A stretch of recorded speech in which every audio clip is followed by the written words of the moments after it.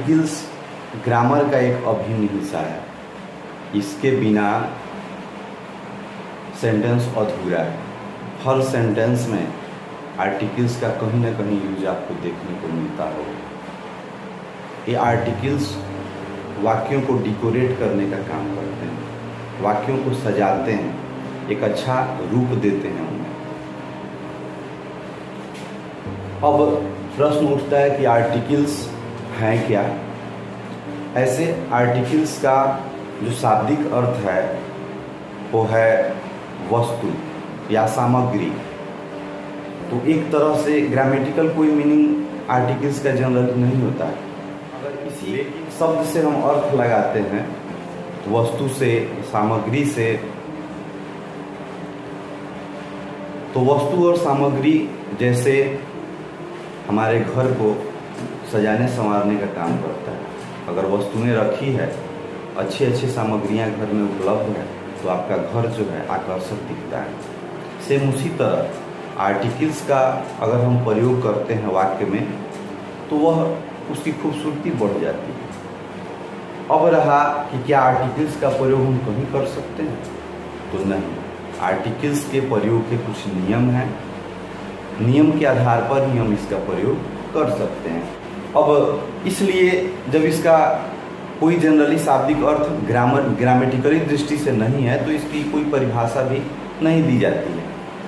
सीधे हम आते हैं आर्टिकल्स के प्रकार पर, काइंड्स ऑफ है, या पहले कोई इंडेफिनिट आर्टिकल और दूसरे को डेफिनिट आर्टिकल्स कहते हैं। अब इंडेफिनिट आर्टिकल्स में दो आते हैं, ए और एन, और डेफिनिट आर्टिकल्स में एक आते हैं दो। इसलिए इसको आर्टिकल्स नहीं आर्टिकल ही लिखते हैं। डेफिनिट आर्टिकल चूंकि यह सिंगल होता है, इसका प्रयोग जो है ए एन को इनडेफिनिट आर्टिकल्स कहते क्यों हैं?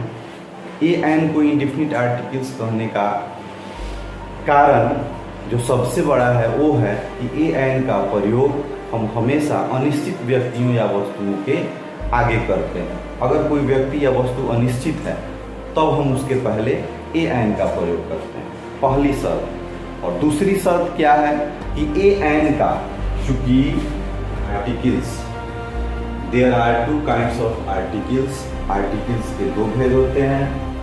First is called indefinite articles, इसमें ए और एन आते हैं। Second is called definite article, इसमें दो आते हैं।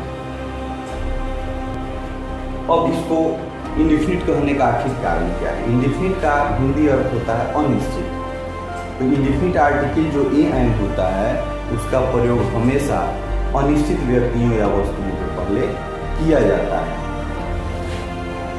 अब चूंकि ए एन का अर्थ एक होता है, दूसरी शर्त है कि ए एन का अर्थ एक होता है, इस वजह से इसका प्रयोग सिंगुलर कंटेबल नाउन के पहले करते हैं। सिंगुलर कंटेबल नाउन क्या है? सिंगुलर का मतलब होता है एक वचन, यानी वो वस्तु या व्यक्ति एक होना चाहिए, साथ ही कंटेबल होना चाहिए। कंटेबल का मतलब होता है गणनीय संज्ञा। कंटेबल नाउन अर्थात गणनीय संज्ञा जिसकी गिनती हम कर सकें। किताब, कलम, टेबल इत्यादि जो ऐसे ऐसे शब्द हैं जिसकी हम गिनती कर सकते हैं उसको कंटेबल नाउन कहते हैं। तो इसका बिल्कुल साफ साफ अर्थ है कि अगर कोई भी वस्तु एक होती है तो एक हम कब कहेंगे? जब हम उसे गिन सकते हैं, तभी हम एक कहेंगे, दो कहेंगे, चार कहेंगे। तो इसलिए गिनती सूचक जो शब्द होते हैं जिसे हम गिन सकें उसके पहले ही ए एन का प्रयोग किया जाता है। इसमें कोई दिक्कत नहीं। ठीक, इसको ध्यान से समझते हैं। ए का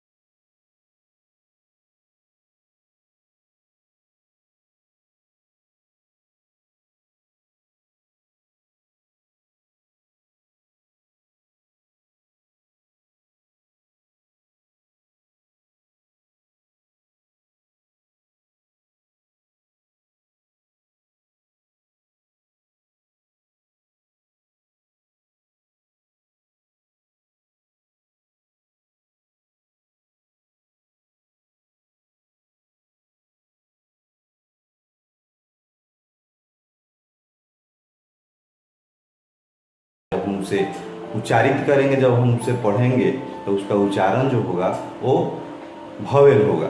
तो उच्चारण भवेल होने की स्थिति में जो है ऐन का प्रयोग, और सबसे पहले ए का प्रयोग कॉन्सोनेंट साउंड के पहले किया जाता है। ए का प्रयोग जो होता है वो कॉन्सोनेंट साउंड के पहले किया जाता है। यहाँ हम देखेंगे ए का प्रयोग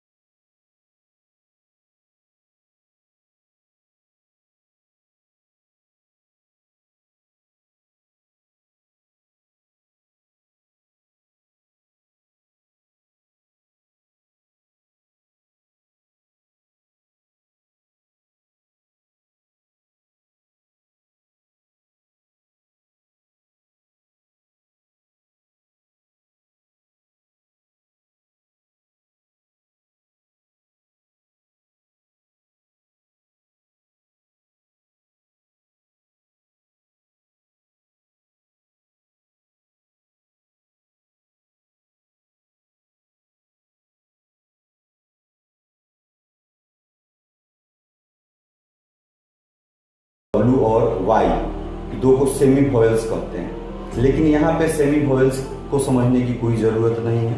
हम यहाँ पे उसको भी कॉन्सोनेंट में ही रख रहे हैं, क्योंकि अभी हम आर्टिकल्स में ए एन का प्रयोग पढ़ रहे हैं और ए एन के प्रयोग में सेमी वोवेल्स का कोई स्थान नहीं है।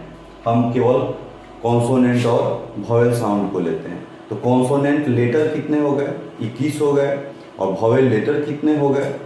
वोवेल लेटर 5 हो गए, जो हमने यहाँ लिख दिया। वोवेल लेटर ए, ई, आई, ओ और यू, ये 5 जो है वोवेल लेटर्स। साउंड बोला जाता है, स्पष्ट बात है, साउंड का मतलब आवाज होता है, साउंड बोला जाता है। एक होता है कॉन्सोनेंट लेटर और consonant vowel letter. Vowel letter और कॉन्सोनेंट लेटर होता है। तो वोवेल लेटर, फिर लेटर की जब बात आती है तो लेटर ओनली लिखा जाता है, लेटर को बोला नहीं जाता है, ठीक है। तो इसके अलावा कुछ लोग कहते हैं कि उसमें 2 सेमी वोवेल्स होते हैं, W और Y को सेमी वोवेल्स कहा जाता है, ठीक है, सेमी वोवेल्स कहा जाता है। लेकिन आर्टिकल्स ए एन के प्रयोग में सेमी वोवेल्स का कोई स्थान नहीं है, इस वजह से यहाँ पे उसकी चर्चा नहीं की जा रही है।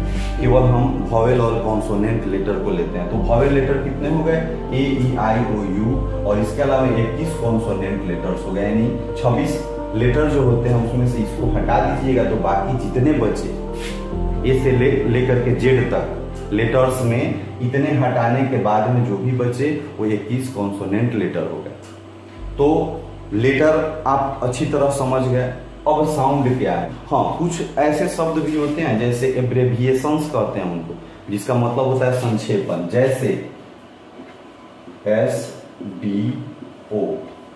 यह जो एब्रेविएशन है, अगर ऐसे शब्दों के पहले हमको ए एन का प्रयोग करना पड़े तो इसको भी उच्चारण करके देखना है। इसको उच्चारण जब कीजिएगा तो SD और O, SDO, ऐसे हम उच्चारित इसको करते हैं, न कि हम सडियो कह देते हैं। सडियो कहेंगे तब ना वो जो है कॉन्सोनेंट होगा, सडियो तो कहते नहीं है, SDO कहते हैं। तो इसलिए इसका जो पहला जो अक्षर है ए, यह क्या है? वोवेल है, माने ये वोवेल साउंड आ रहा है इसका, नहीं, एस, ए, हिंदी से यह क्या आया? वोवेल साउंड है। इस वजह से SDO जो शब्द है, जो SDO संक्षेपण का शब्द है, इसे हम क्या करेंगे? इसके पहले एन का प्रयोग करेंगे। अगर हमें प्रयोग करना है तो SDO के पहले एन का प्रयोग करते हैं। फिर उसी तरह और भी है, अगर DM के पहले हमको प्रयोग करना है तो ये तो स्पष्ट है, D और M, तो इसमें D भी कॉन्सोनेंट और साउंड भी इसका कॉन्सोनेंट, इस वजह से इसमें इसके पहले ए का प्रयोग करते हैं, AD। आशा है कि आप सभी ए एन के प्रयोग को उच्चारण की दृष्टि से काफ़ी अच्छे ढंग से समझ चुके हैं।